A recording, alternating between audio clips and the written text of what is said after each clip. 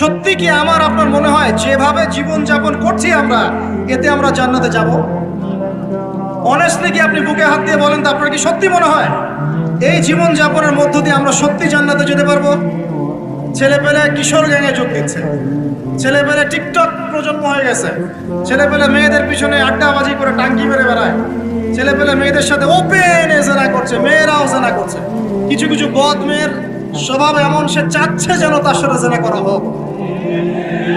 চুল খুলে নগ্ন হয়ে রাস্তাঘাটে ঘুরে বেড়াচ্ছে। বাড়ির মেয়েরা পর্দা করছে না, মা পর্দা করছে না, বোন পর্দা করছে না, স্ত্রী পর্দা করছে না।